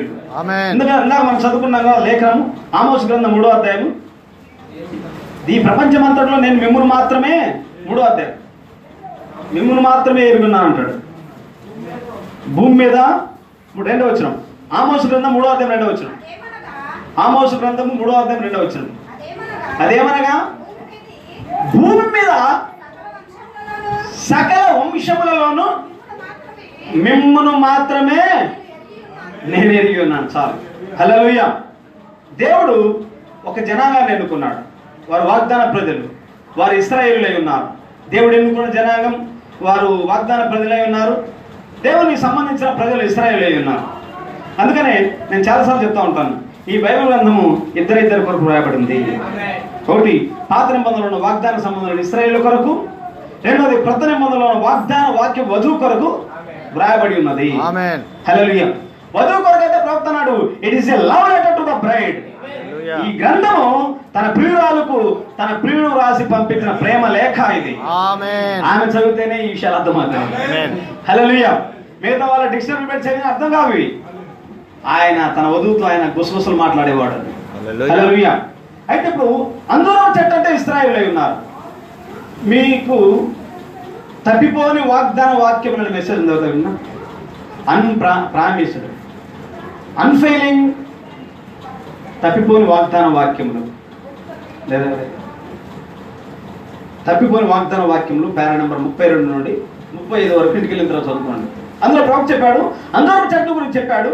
అయితే అందూరపు చెట్టు చిగురించిన తరము అన్నాడు. అందూరపు చెట్టు చిగురించిన తరం చూస్తుంది అన్నాడు. అందూరపు చెట్టు చిగురించిన తరం అంటే బైబిల్ గ్రంథంలో ఒక తరము ఈజ్ ఈక్వల్ 40 సంవత్సరములు. అందూరపు చెట్టు చిగురించిన తరం అంటే ఇశ్రాయేలు ఎప్పుడు చిగురించారు? ఎప్పుడు వాళ్ళు వాగ్దాన దేశంలోకి వెళ్ళారు? 7వ ముద్ర 187 పేర. 7వ ముద్ర 187 పేరు ఇందా చదివింది. అయితే గమనించండి, పాలస్తీనాకు తిరిగి వచ్చు అదే యూదా సంతతియే ఈ సంగతులన్నీ జరుగుటను చూడగలరు. అది మరియు గత 2 సంవత్సరములలో ఆమె పూర్తిగా ఒక దేశముగా ఏర్పడినది. సొంత ద్రవ్యము మరియు సకలమును ఆమె కలిగి ఉన్నది. అక్కడే ఆమె స్థితిని చూడండి. గత 2 సంవత్సరములలో ఆమె సొంత దేశం వెళ్ళింది. అందులో చెట్టు ప్రభు శపించాడు కదా, నీ ఫలములు ఎవరు తినకుందురు కాక అన్నాడు. అంటే అర్థం ఏంటంటే యేసుక్రీస్తు తన సొంత ప్రజల దగ్గరికి వచ్చినప్పుడు వారు త్రోసివేశారు. వారి రక్తం మీద మా మీదను మా పిల్లల మీదను ఉండురు కాకని శపించుకున్నారు. ఆ కారణం చేత క్రీస్తు శకం 70వ సంవత్సరం జనరల్ టైటస్ తీతైన సైన్యాధిపతి యెరూషలేము పట్టణం తగలబెట్టి దాన్ని ముట్టడించాడు. అప్పటి నుంచి యూదులు ఇశ్రాయేలు ప్రపంచ దేశంలో స్కాటర్ అయిపోయారు, చల్లా చెదరైపోయారు. ప్రపంచ దేశంలోనే వారి పట్టణం లేకుండా దేశ నలుమూలలో చెదిరిపోయారు. ప్రపంచ దేశాల్లో వారు చెదిరిపోయారు. ఇశ్రాయేలు వివిధ దేశాల్లో చెదిరిపోవటమే అంజూరపు చెట్టు ఎండిపోవటం అయి ఉన్నది. అయితే రాగడ సూచనలు అడిగినప్పుడు ప్రభు అన్నాడు, ఆయన అంజూరపు చెట్టు ముందు చిగురిస్తాదన్నాడు. చిగురిస్తాడంటే అర్థం ఏంటంటే ప్రపంచ దేశాల్లో స్కాటర్ అయిపోయిన యూదులందరూ తిరిగి మళ్ళా వారు వాగ్దాన దేశం చేరాలి. మొన్న 48 వరకు 1948 వరకు వాళ్ళ స్వాతంత్రం లేదు, సొంత రాజ్యం లేదు, వారికి జాతీయ జెండా లేదు, వారికి అడ్మినిస్ట్రేషన్ లేదు. మనకేమో 40 ఏళ్ళ స్వాతంత్రం వచ్చింది. 48వ సంవత్సరము ఐక్యరాజ్య సమితి వారు ఇశ్రాయేలుకు స్వతంత్రాన్ని ప్రకటన చేశారు. స్వతంత్రం ప్రకటన చేయబడింది. కానీ ఇశ్రాయేల్ మాత్రం వారందరూ ప్రవక్తనాడు గత 2 సంవత్సరాలు ఆమె పూర్తిగా ఒక దేశం ఏర్పడింది. అంటే 63లో ఆయన 7 ముద్రలు చెప్తున్నాడు. గత 2 సంవత్సరంలో 61 ఇంచుమించు 61లో వారు వాగ్దానం చేశారు, దేశం చేరారు. అయితే ఇక్కడ అన్ఫెయిలింగ్ ప్రామిస్డ్ వర్డ్, తప్పిపోని వాగ్దాన వాక్యం అనే మెసేజ్ ప్రవక్తనాడు. తరమంటే 1 సంవత్సరాలు కదా ప్రభు, ఆయన with in this period he will come అన్నాడు. ఈ టైంలో 40 సంవత్సరాల కాలంలో ఆయన రావాలి అన్నాడు. With in this period he will come. అంజూరపు చెట్టు చిగురించిన కాలం మొదలుకొని ఎప్పుడు చిగురించింది? 61లో చిగురించింది. మీకు తెలుసా ప్రవక్త బ్రహ్నాం గారిని దూత ఏ సంవత్సరంలో సంధించాడు? 46. Very good. 46 మే 7వ తారీఖు 1946 మే 7వ తారీఖున దూత బ్రహ్నాం గారిని ఆ గుహ దగ్గర సంధించాడు. గ్రీన్స్ మిల్ అనే గృహలో సంధించాడు. ప్రవక్త 2 సూచనలు ఇచ్చాడు. అదే సమయమున దేవుడు ఇశ్రాయేలుతో సంధిస్తా ఉన్నాడు. ఆమేన్. జాగ్రత్త గమనించాలి. అయితే ఇప్పుడు ఈ కాలం, ఈ 40 సంవత్సరాలు with in this period he will come. 61 నుంచి అప్పటి నుంచి చెప్పాడు. 63లో సీల్స్ చెప్పబడ్డాయి, 63లో ముద్రలు ఇవ్వబడ్డాయి. ఇప్పుడు ఇశ్రాయేల్ ప్రపంచ దేశాల్లో వాళ్ళు చాలా చదివిపోయి మళ్ళీ తిరిగి వస్తున్నారంటే ప్రవక్త చాలా మెసేజ్ చెప్పాడు. వారందరూ విమానంలో వస్తూ ఉన్నారు. విమానంలో వస్తుంటే మోషే చూశాడు వారిని. మోషే వారందరూ పక్షిరాజు రెక్కల మీద దేవుడు వాళ్ళని తీసుకొని వస్తారని మోషే ప్రవచన దృష్టిలో చూశాడు.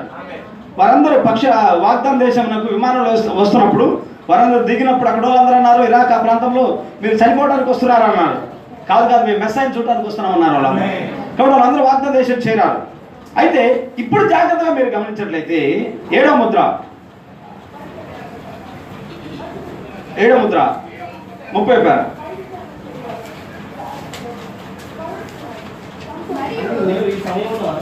దానికి ముందు ఒకసారి దానియేలు వ్యవహారం చదవండి.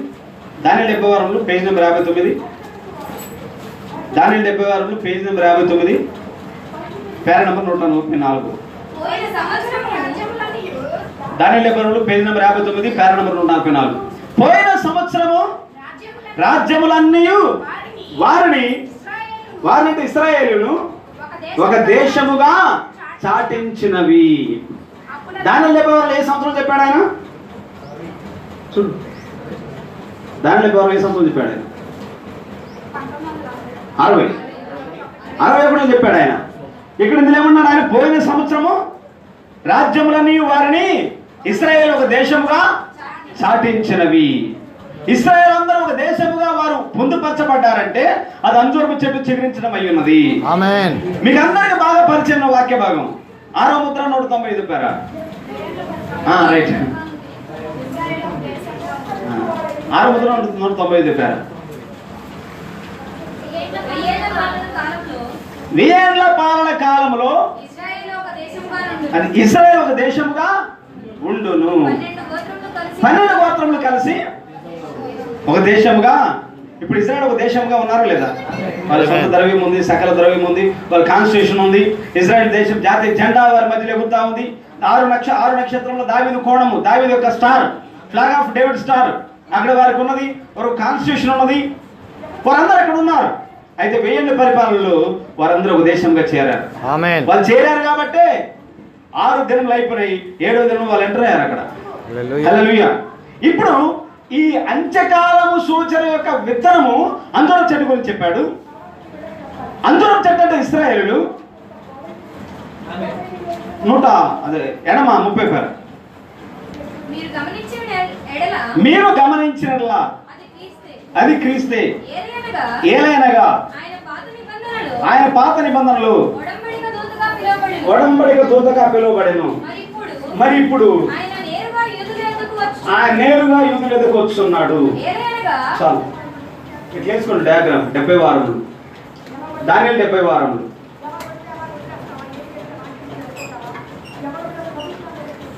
దానియేలు వారం మొత్తము 7 ఈ విధంగా ప్రవక్త విభజించాడు. మొదటిది 7 వారములు, తర్వాత 62 వారములు, తర్వాత 3.5 సంవత్సరము, తర్వాత 7 సంవత్సరాలు, తర్వాత 3.5 సంవత్సరం. ఇది మొత్తం దానియేలు 70 వారములు. ఈ దానియేలు 70 వారంలో 7+62 మెస్సయ్య భూమి మీద రావడానికి పట్టిన కాలము. ఒక వారం ఈజ్ ఈక్వల్ టు 7 సంవత్సరాలు బైబిల్ ప్రకారము. వారం అంటే 7 సంవత్సరాలు. ఎందుకంటే లాభాన్ని అన్నాడు కదా యాకోబుతో. యాకోబు అన్నాడు, ఏం మామ నన్ను మోసం చేశావు, రాహేలు ఇస్తామనుకుంటే పెద్దమ్మాయిని ఇచ్చావు. ఏంటంటే ఈమె కూడా కావాలంటే ఈమె వారం పూర్తి చేయము అంటే మళ్ళా యాకోబు 7 సంవత్సరాలు కొలువు చేశారు. అంటే వారం అంటే 7 సంవత్సరములు బైబిల్ పరిభాషలో. కాబట్టి ఇక్కడ మొదటి 7 సంవత్సరములు మందిరం కట్టబడింది. అంతకుముందు మందిరము నెబుకద్నెజర్ ద్వారా ఆ మందిరం పడతూరబడింది కదా. ఇశ్రాయేలు అందరూ బబులోనులో కొనుక్కోబడ్డారు. మందిరం ప్రాకారాలు కూర్చోబడ్డాయి. నెహెమ్యా దాన్ని చూసే కొన్ని దినాలు ఉపవాసం ఉండి ఏడ్చి కన్నీరు కార్చాడు ఆ మందిరం ప్రాకారాల కోసం. ఆ మందిరం మరలా తిరిగి ఆ బబులోను దేశంలో నుంచి వారు కోల్పోబడిన తర్వాత 70 సంవత్సరాలు అయిన తర్వాత వారందరూ 3 గుంపులుగా మరలా వాగ్దాన దేశం చేరారు. నెహెమ్యా కాలంలో కొంతమంది, ఎజ్రా కాలంలో కొంతమంది, జెరుబ్బాబెలు కాలంలో కొంతమంది, వారందరూ తిరిగి వచ్చి వారు 7 సంవత్సరాల కాలంలో, 7 సంవత్సరాలు అంటే 7 × 7 = 49 సంవత్సరాల కాలంలో మందిరం కట్టబడింది. మందిరం తిరిగి కట్టబడింది. ఒక చేతితో తాపి పట్టుకున్నారు, ఒక చేతితో ఖడ్గం పట్టుకున్నారు. ఖడ్గం పట్టుకొని కష్టకాలంలో వారు మందిరం కట్టించారు. 7 వారములు అంటే 49 సంవత్సరాలు పట్టింది. తర్వాత 62 వారములు పట్టణం కట్టబడింది. పట్టణము, కందకములు, పట్టణ ప్రాకారాలు 62 వారాల్లో కట్టబడింది. 62 వారాలు అంటే 62 × 7 ఎన్ని సంవత్సరాలు? 483 సంవత్సరాలు పట్నం సిటీ కట్టబడింది.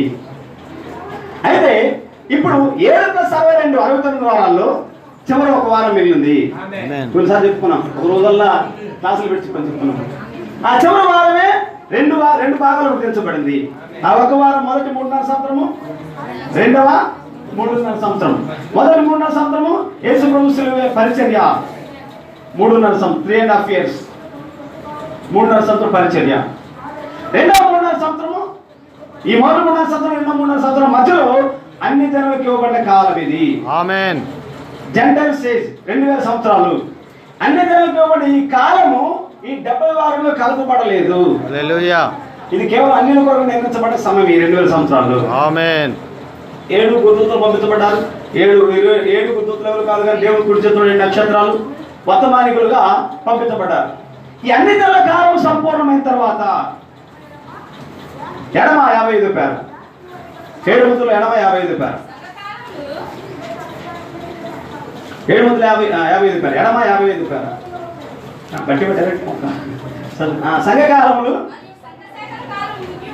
మరియు సంఘ శాఖల కాలము ముగి వరకు, అది ఇప్పుడు బల్షర వేరముతో ఇక్కడ దిగి రావాలి. సీల్స్ ఇక్కడ ఇవ్వబడాలి. ఇక్కడ ఇవ్వబడటానికి ముందుగా, ఇక్కడ 7 ముద్దలు ఇవ్వబడటానికి ముందుగా ఈ సంఘకాలము ముగించబడాలి. ఆమేన్. సంఘకాలములు ముగించబడాలి అంటే 7 సంఘకాలం ముగించబడాలి. సంఘకాలములు మరియు సంఘ శాఖల కాలం ముగి వరకు ఈ గ్రంథం బయలుపరచబడదు. అన్ని నెలల కాలం ముగించబడిన తర్వాత, 7 సంఘాలు ముగించబడిన తర్వాత ఇప్పుడు బలిష్ఠుడు అనే వేరొక దూత మరలా వస్తున్నాడు. ఆయన ఈ మీద 3.5 సంవత్సరం మరలా ఆయన యూదులతో సంప్రదించే కాలం ఇది. ఎడమ 30 పేర, ఎడమ 30 పేర. మీరు గమనించిన అది క్రీస్తే. చూసారా? ఏలైనగా ఆయన పాత నిబంధనలో ఒడంబడిక దూతగా పిలువబడెను. మరి ఇప్పుడు ఆయన నేరుగా, అది ఇప్పుడు బలిష్ఠుడు అని వేరొక దూత నేరుగా ఎక్కడికి వస్తున్నాడు అంటే యూదుల దగ్గరికి వస్తున్నాడు. మీకు అందరికి అర్థమవుతుందో లేదో నాకు తెలియదు. బలిష్ఠుడు వేరొక దూత ఎక్కడికి వస్తున్నాడు అంటే నేరుగా యూదుల దగ్గరికి వస్తున్నాడు. దాని ప్రవక్త ఏమన్నాడు 41 పేర్లు, మరియు ముద్ర విప్పబడినప్పుడు మర్మమును బయలుపడెను. ఆయన పాదములు నేల మీదను మరియు సముద్రం మీదను మోపి ఆయన తలపై వర్షపు ధనుసుతో వర్తమానికుడైన దూత క్రీస్తు దిగి వచ్చుచున్నాడు. ఆమేన్. రైట్. ఈ రాకడ సమయమున, అది ఆ బలిష్ఠుడు దూత దిగి వచ్చేటప్పుడు అది రాకడ సమయము అన్నాడు ప్రవక్త. ఈ రాకడ సమయం భూమి మీద ఎవరు ఉండాలి? 7వ దూత భూమి మీద ఉంటే మీరు గమనించండి. ఏలైనగా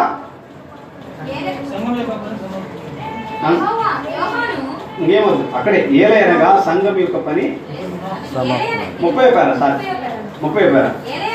ఏలైనగా సంఘం యొక్క పని, సంఘకాల పని సమాప్తం అయిపోయింది. బలిష్ఠుడు దూత ఇక్కడ దిగి వస్తున్నాడు, ఇక్కడ చూసి దిగి వస్తున్నాడు. ఇప్పుడు మీరు చెప్పండి, మొత్తం ఎన్ని రాకడలు ఉన్నాయి? 3 రాకడలు ఉన్నాయి. మొదటిది చెప్పండి, మీరు చెప్పండి. ఫస్ట్ మొదటి రాకడ ఏంటి?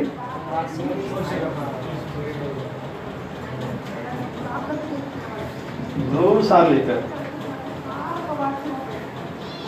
అయ్యా నాని ఈ బుక్స్ చదవండి. నేను బ్రదర్స్ అంటే సిస్టర్స్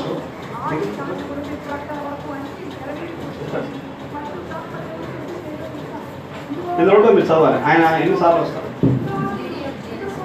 డేట్ ఆఫ్ చేసి ఎన్నో పేరు?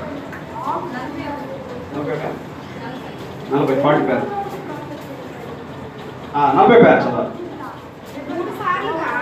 సిస్టర్ 40 పేరు 3 సార్లుగా యేసు రాకడ ఉండెను. తన సంఘమును 3 రాకడలు, అది గుర్తుపెట్టుకోవాలి. ఆయన 3 సార్లుగా యేసు రాకడ ఉండెను. 1 తన సంఘమును విమోచించుటకై ఆయన మొదటి రాకడ ఎందుకంటే తన సంఘం కొరకు రక్తం చించడానికి వచ్చాడు గొర్రె పిల్లగా. తన సంఘమును చేర్చుకొనుటకు టు రిసీవ్. 2వది ఆయన తన సంఘమును చేర్చుకుంటూ ఆయన 2వసారి వచ్చును. 3వసారి ఆయన తన సంఘముతో వచ్చును.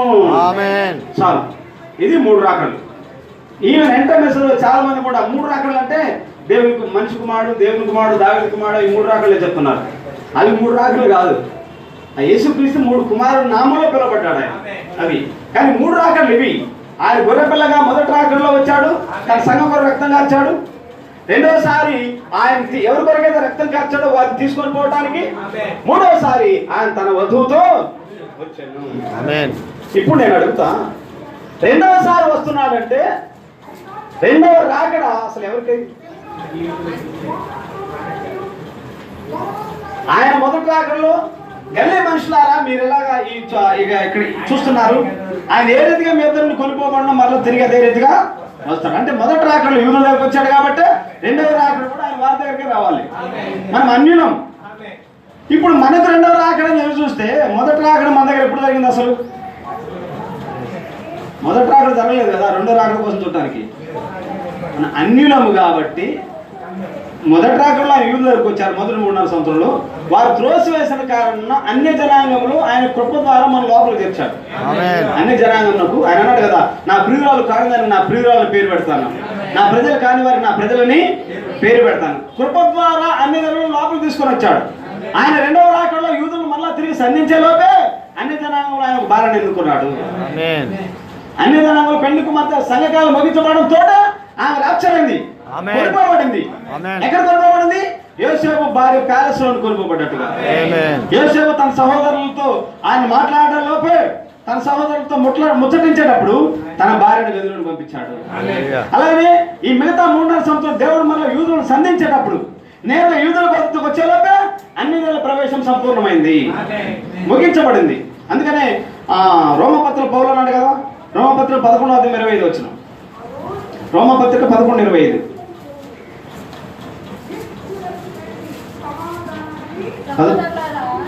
సహోదరులారా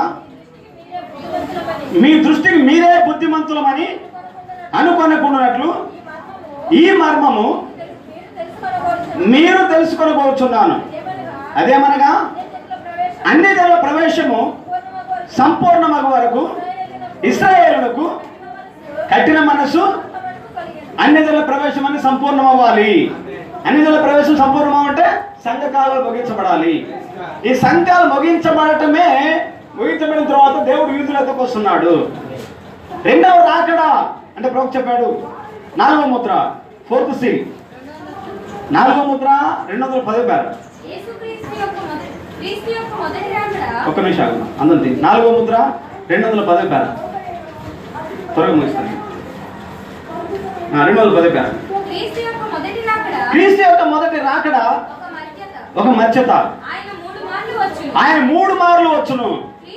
ఈ పేర దగ్గర మీరు ఈ మెసేజ్ చదువుకున్నారు కదా, యేసుక్రీస్తు దైవత్వము అనే పేర ఆ మెసేజ్ 40 పేర రాసుకోండి. 4వ ముద్ర 210 పేర దగ్గర యేసుక్రీస్తు యొక్క దైవత్వము పేర నెంబర్ 40 రాసుకోండి, గుర్తుంటుంది మీకు. ఎందుకంటే ఇందులో 3 రాకలు చెప్పాడు. 4వ ముద్ర 210 పేరలో కూడా 3 రాకల గురించి చెప్పాడు ఆయన. చదవాలి. క్రీస్తు 3లో ఉన్నాడు. చూసారా? సాతాను గురించి చెప్తున్నాం మనం ఇక్కడ. వాడు ఎట్లా వచ్చున్నాడు గమనించండి. సాతానుడేమో 4గా ఉన్నాడు. క్రీస్తును గమనించండి. మొదటి రాకడ ఆయన రక్తమును చెందించి మరణించుటకై శరీరములో వచ్చెను. అది సరియేనా? అది ఆయన యొక్క మొదటి రాకడ.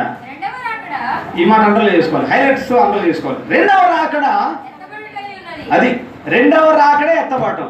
ఆమేన్. Second coming is the rapture. ఆమేన్. మరి 63లో బలిష్ఠుల దూత దిగొచ్చింది రెండవ రాకడ అయినట్లయితే అది ఎత్తబాటం అయి ఉన్నది. ఆమేన్. హల్లెలూయా. ఎవరికి ఎత్తబాటము? సంఘం ఎత్తబడింది. హల్లెలూయా. ఎత్తబాటం అనేది ఈ శరీరాన్ని కాదు, ఈ శరీరాన్ని కాదు. 70 కేజీల శరీరం, 80 కేజీల శరీరం గాల్లోట్ల పైకి తేలిపోద్దని కాదు అర్థం. ఎత్తబాటానికి ఈ శరీరానికి సంబంధం లేదు. హల్లెలూయా. ఇది మట్టిలో కలిసిపోవాల్సింది. ఆమేన్. ఎత్తబాటు అనేది దేవుడు ఆయన టైం పీస్ ప్రకారం పనిచేస్తాడు. ఎన్నో లేఖనాలు ఎవరెవరి కాలంలో మనం పుట్టాము. నిన్నగా మనం పుట్టి ఇక నుంచి అన్ని జరగాలేమనుకుంటున్నాం. మనం హల్లెలూయా. జరిగిపోయిన కాలంలో మనం పుట్టాము. నీవు నేను మెసేజ్ అంగీకరించడం మునిపై ఎత్తబాటు జరిగిపోయింది. ఆమేన్. ఎందుకంటే 63 బలిష్ఠుల దూతకి వచ్చాడు. రెండవ రాకడ ఎత్తబాటం అయి ఉన్నది. హల్లెలూయా. అయితే మన సంగతి ఏంటి బ్రదర్ అనొచ్చు మీరు. మనం పుట్టింది ఇప్పుడు కదా, మనం తెలుసుకుంది ఇప్పుడు కదా. మనం అంటే ఎత్తబాటం అనేది శరీరానికి కాదు. ఇది దేవుడు అంటే ఆదిలో ఉండి అంతం చూడగలిగిన వాడు. అంటే వధువును చూశాడు దేవుడు. ఆకాశం కింద భూమి మీద దేవుడు సకల గోత్రములు ఇశ్రాయేలు ఎన్నుకున్నాడు. వధువును కూడా 2000 సంవత్సరాల వధువును కూడా ముందుగా చూశాడు. ఆ వధువులో గొర్రెపిల్ల బారిలో ఎవరెవరు ఉండాలని దేవుడు ముందుగా చూశాడు. వారందరూ ఎత్తబడే గుంపులోకి వస్తారు. కాకపోతే నిర్ణయ కాలం మనం ఇప్పుడు పుట్టాము. ఆ విషయాలు నీకు ఇప్పుడు తెలియజేయబడ్డాయి. ఇప్పుడు ఆ విషయాల్లోనికి నువ్వు కొనిపబడతా ఉన్నావు. ఆ విషయాలకు అంగీకరించగలుగుతా ఉన్నావు. బయట వ్యక్తి దీన్ని అంగీకరించలేడు, బయట వ్యక్తి దీన్ని నమ్మలేడు కూడా. కాబట్టి రెండవ రాకడ ఎత్తబడమై ఉన్నది. మీకు అర్థం కావడం విషయం చెప్తాను నేను. హానోకు ఎన్ని సంవత్సరాలు నడిచాడు దేవునితో? బైబిల్ ఏం చెప్తుంది? చదవండి బైబిల్. ఆదికాండం 5వ అధ్యాయం 21 వచ్చి.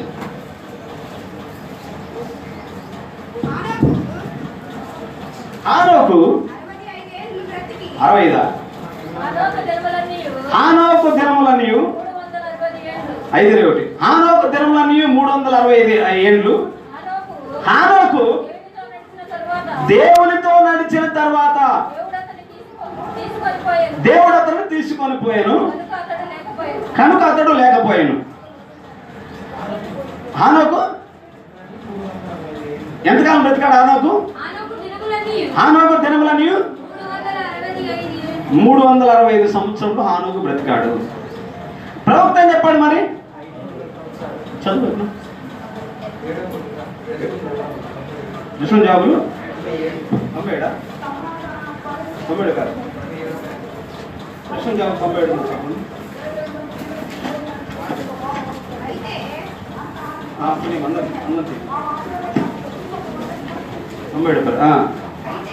అయితే ఇక్కడ నేను అయితే ఎన్నో వచ్చింది?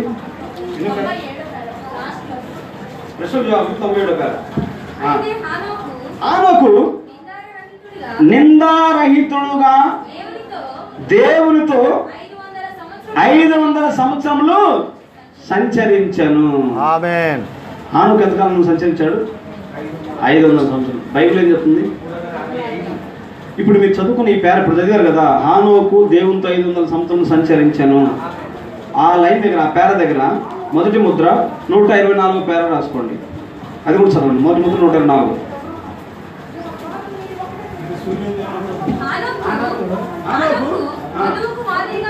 వధువుకు మాదిరిగా ఉన్నాడు.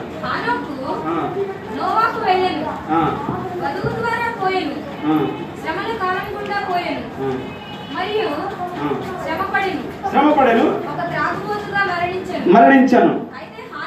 అయితే హానోకు ఎత్తబడి విశ్వాసముతో దేవునితో కూడా 500 సంవత్సరములు నడిచి దేవునికి ఇష్టడై ఉండెను కనుక సాక్ష్యము పొందెను. బైబిల్ ఏం చెప్తుంది? బైబిల్ ఏం చెప్తుంది? 365 సంవత్సరాలు. ప్రవక్త ఏం చెప్పాడు? 500 సంవత్సరాలు 365 తీసేది. తీసారు త్వరగా, ఫాస్ట్ లెక్క. 130 సంవత్సరాల చరిత్ర ఏంటి మరి పరిస్థితి? ప్రవక్త బ్రహ్మ గారు అబద్ధం చెప్పడానికి వచ్చాడా? తప్పు చెప్పడానికి వచ్చాడా? దేవుని వాక్యం ఎవరైతే వస్తుంది? ప్రవక్త ఎవరికి వస్తుంది కదా. మరి బ్రహ్మ గారు ప్రవక్త అయినప్పుడు మరి దేవుని వాక్యం 360 సంవత్సరాలు చెప్తుంది కదా. ప్రవక్త ఏం చెప్పాడు? మరి 500 సంవత్సరాలు అన్నాడు కదా. మరి ఇష్టుడై ఎప్పటి నుంచి ఇష్టుడు? అంటే మొదటి నుంచి ఇష్టుడే కదా. హానోకు మొదటి నుండి ఇష్టుడే. చెప్పు దగ్గర 345 సంవత్సరాలు బైబిల్ చెప్తుంది. 500 సంవత్సరాలు హానోకు దేవునితో నడిచాను. ఆమేన్. అంటే హానోకు ఎత్తబడిన తర్వాత కూడా భూమి మీద నడిచాడు. హల్లెలూయా. అందరూ అంటారు ఎత్తబడి జరిగితే మీరు ఎందుకు భూమి మీద ఉంటారు, చికెన్ మటన్లు ఎందుకు తింటారు? అంతే. హానోకు ఎత్తబడే దినాలు బైబిల్ కౌంట్ చేశారు. ప్రవక్త ఇంకొంచెం ముందు చూడగలిగాడు. ఎత్తబడిన తర్వాత కూడా హానోకు భూమి మీద నడిచాడు. ఇది భూమి. హల్లెలూయా. 63లో బలిష్ఠుని దూత దిగొచ్చాడు కదా. బ్రహ్మ గారు 63లో దిగొచ్చాడు. 63లోనే రెండవ రాకడ ఎత్తబడమన్నాడు. మరి ఎత్తబడిన తర్వాత కూడా బ్రహ్మ గారు 65 వరకు భూమి మీద ఉన్నాడు. మరి ఎత్తబడిన తర్వాత కూడా, ఎత్తబడి జరిగిన తర్వాత కూడా బ్రహ్మ గారు 3 సంవత్సరాలు భూమి మీద నడిచాడు ఆయన. హల్లెలూయా. ఎత్తబాటు అనేది నీ శరీరాన్ని కాదు. అది ఎత్తబాటు అనేది నువ్వు పుట్టక మునిపి అసలు 63లో జరిగిపోయింది. అది వధువుకు సంబంధించినది. అది వాక్యం దేహాలకు సంబంధించినది. హల్లెలూయా. కాబట్టి బలిష్ఠుడు వేరొక నేరుగా యూదులకు వస్తున్నాడు. నేరుగా యూదులకు వస్తున్నాడు అంటే అప్పుడు సంఘం పని సమాప్తమైపోయినది. మొదటి 3 రాకడలే. మొదటి రాకడ యేసుక్రీస్తు భూమికి వచ్చాడు. రెండవ రాకడ అన్యులకు ఎత్తబడటం అయినది. రెండవ రాకడ యూదులకు. మిగతా 3.5 సంవత్సరం ఆ యూదుల మధ్యకే ఇద్దరు ప్రవక్తలు. ఈ ఇద్దరు ప్రవక్తల ద్వారానే 1,44,000 మంది ఇశ్రాయేలుకు వర్తమానం. ఇద్దరు ప్రవక్తల ద్వారానే 1,44,000 మందికి వర్తమానము. మీ డౌట్ రావచ్చు, మరి ఇద్దరు ప్రవక్తలు చంపబడ్డారు కదా బ్రదర్, వారి దేహాలు వీధుల్లో పడ్డాయి కదా, వారి ప్రపంచమంతా టీవీలో చూడాలి, అందుకోసం అందరు టీవీలు కొనమని చెప్పండి. టీవీలో చూడాలి కదా. అయితే ప్రవక్తలు 3.5 దినాలు వాళ్ళ శవాల భూమి మీద ఉన్నాయి, చంపబడ్డారు. చంపబడడం అంటే అది కాదు. అక్షరార్థంగా ప్రకటన సింబాలైజిక్. ఇది ప్రకటన సూచన ద్వారా చెప్పబడింది. ఇది బైబిల్ రాయబడింది. సూచన ద్వారా ఉపమాన రూపంగా సొదొమానియు గొమొర్రానియు వారికి పేరు. అది సింబాలైజిక్ గా వ్రాయబడింది. ఇద్దరు ప్రవక్తలు చంపబడ్డారంటే వారికి ఇన్ఫ్లుయెన్స్, వారి పలుకుబడి చంపబడింది. ఆ వర్తమానం యొక్క పలుకుబడి చంపబడింది. ప్రవక్త అన్నాడు, ఒక వ్యక్తి యొక్క పలుకుబడిని మీరు దెబ్బతీస్తే నరహత్య చేసినంత నేరం అన్నాడు. వారి యొక్క ఇన్ఫ్లుయెన్స్, పలుకుబడి దెబ్బతినబడింది. ఆ ఇద్దరు వర్తమాన ప్రవక్తలు ఎవరంటే క్రీస్తు యొక్క ఆత్మ మోషే ఆత్మ, క్రీస్తు యొక్క ఆత్మ ఏలియా ఆత్మ. అది వర్తమానమై ఉన్నది. మెసేజ్ 3.5 దినాలు భూమి మీద పడిపోయింది, చంపబడింది. ఒక మాట చెప్పాలంటే 3 దినాలు మార్టిన్ లూథర్ కాలం, జాన్ వెస్లీ కాలం, పెంతెకోస్తు కాలం, 3 దినాలు. ప్రవక్త బ్రహ్మ గారు పెంతెకోస్తు కాలం చివరన వచ్చాడు. ఆయన 3.5 సంవత్సరం వర్తమానం భూమి మీద పడింది, అట్లా పడిపోయింది.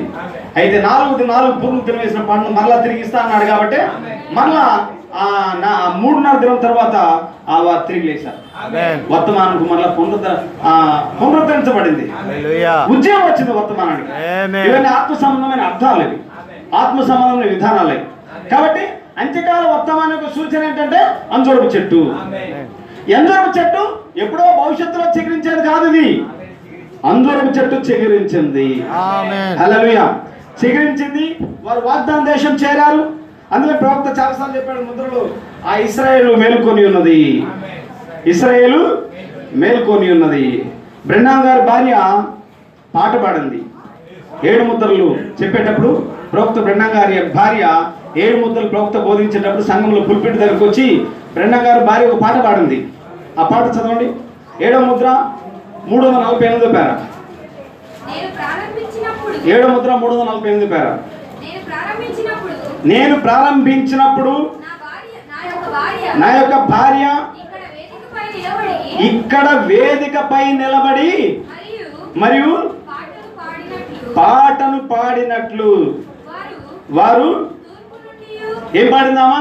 వారు తూర్పు నుండి మరియు పడమటి నుండి వచ్చేదరు, వారు దూర ప్రదేశం నుండి వచ్చేదరు. ఎందుకు వస్తున్నారు? రాజుతో విందారగించుటకు, ఆయన యొక్క అతిథిగా భుజించుటకు.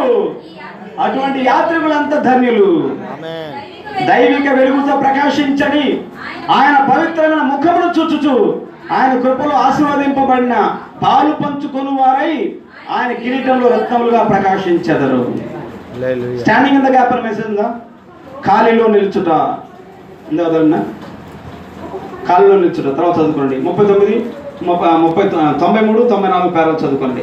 కాబట్టి ఇశ్రాయేలు మేలుకొంచున్నది. ప్రపంచ దేశాలు అన్ని జనులకేమో ఆయన రాజుతో విందారగించడానికి కృపించాడు దేవుడు. ఆమేన్. హల్లెలూయా.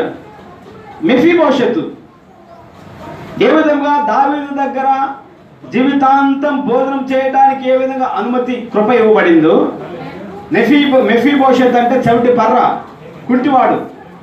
అటువంటి వ్యక్తికి, ఏ అర్హత లేని వ్యక్తికి రాజు దగ్గర భోజనం చేయడానికి కృప అనుగ్రహించబడింది. ఆమేన్. అలాగే అన్ని జనులైన మనము కృపకు దూరస్థులమైన మనం, మునుపు దూరస్థులైన మీరు ఇప్పుడు సమీపస్తులై ఉన్నారు. ఏ అర్హత లేని మనను ఆయన కృప ద్వారా రాజుతో విందారగించుటకు ఆయన సమకూర్చాడు. ఆమేన్. హల్లెలూయా. కాబట్టి ఈ అంజూరపు చెట్టు గురించి ఉపమానమే అంత్యకాల సూచన యొక్క గుర్తు. ఒక విషయం చెప్పేసి నేను ముగిస్తాను. ఎన్ని లేఖనాలు గ్రహించి, ఇంత వర్తమానం మీరు అంగీకరించి, ఎన్ని విషయాలు మీరు గ్రహించిన తర్వాత ఒక ఉదాహరణ చెప్పాడు ప్రవక్త. ఆ మెసేజ్లో 26 పేర చదవండి. 26 పేర. కొంతకాలం క్రితం నేను పశ్చిమమున ఉన్నప్పుడు 26-27 పేర 2 చదవండి. నన్ను ఒక వ్యక్తి తన గృహమునకు రాత్రి విందుకే ఆహ్వానించాడు. బ్రెండం గారు ఒక వ్యక్తి ఆహ్వానించి బ్రెండం గారితో మాట్లాడుతున్నాడు. అన్ని చూపించి, బ్రెండం ఇదిగో ఇక్కడ ఎకరాల పొలం కనపడుతుంది కదా, అదంతా నాదే. ఇది ఈ ప్రాంతం అంతా నాదే. అయితే ఒట్టి చేత మేము ఇక్కడికి వచ్చాము, కానీ ఇప్పుడు విస్తారమైన ధనం సంపాదించాం, నాకేం పర్వాలేదని ఆయన చెప్పుకుంటూ వస్తున్నాడు. అయితే అదంతా విని ప్రవక్త చివరిలో ఒక మాట అన్నాడు. చదువు. పైనుండి ఏమైనా సంపాదించుకున్నావా అంటలు చేసే చదువు. 26-27 పేర్లు అన్ని పర్వాలేదు, కానీ పైనుండి ఏమన్నా ఎంత సంపాదించావు పైన? నేను విన్న తర్వాత నేను ఇలా అన్నాను, అయ్యా మీరు చెప్పారు ఇన్ని ఎకరాల పొలం ఉంది, ఇన్ని ఆస్తిపాస్తులు ఉన్నాయి, పిల్ల తిన్న తరగని ఆస్తి నీకు ఉంది, వెరీ గుడ్, మంచిదే. అయితే నేను ప్రశ్న అడగాలనుకున్నాను.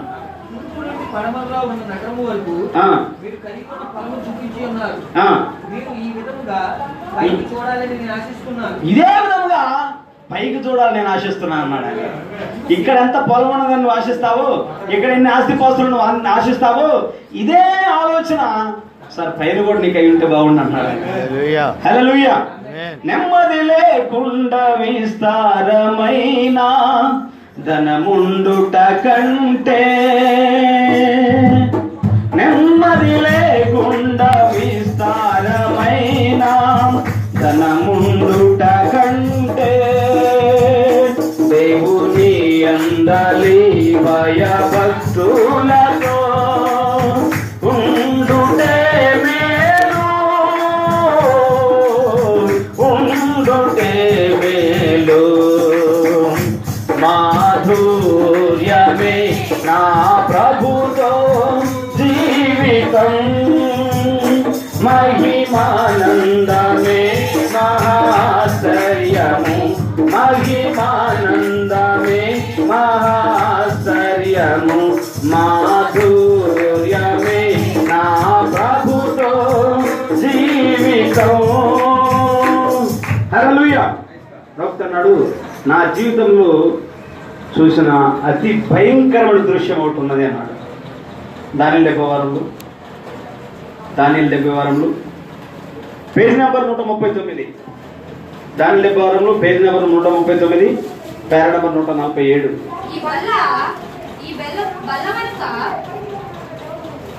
పేజీ నెంబర్ నువ్వు చదివి కరెక్ట్ నిమిషాలు. దానియేలు 70 వారంలో page number 139, para number 147. Page number 139, para number 147. చదువు. ఈ బల్ల వెనుక అంటే ఈ పుల్పిట్ దగ్గర నేను 31 సంవత్సరములుగా 31 సంవత్సరాల నుంచి ఇక్కడ బోధిస్తున్నాను. అయితే 31 సంవత్సరాల సేవకునిగా అనేక దృశ్యాలు నేను చూశాను. ఎన్నో దుఃఖకరమైన దృశ్యములను నేను చూస్తున్నాను. ఎన్నో అద్భుతమైన మంచి దృశ్యములను నేను చూస్తున్నాను. ఆకలితో పస్తులుండు బిడ్డలను వీధుల్లో నేను చూస్తున్నాను.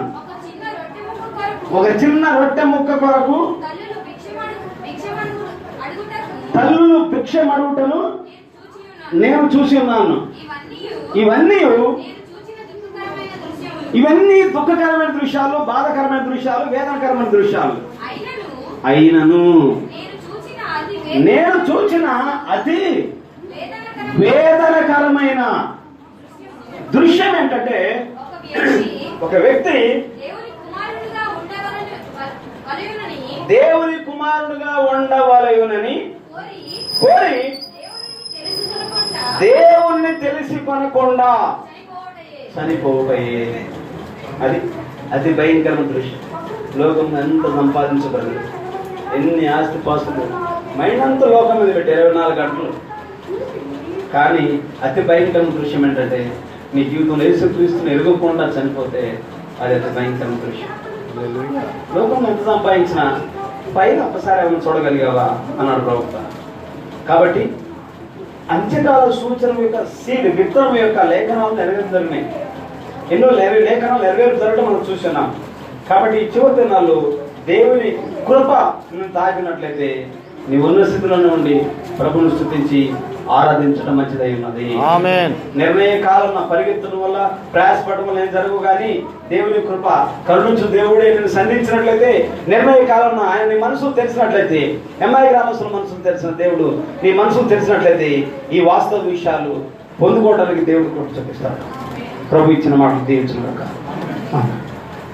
ప్రార్థన చేసుకుంటాం. ప్రార్థన.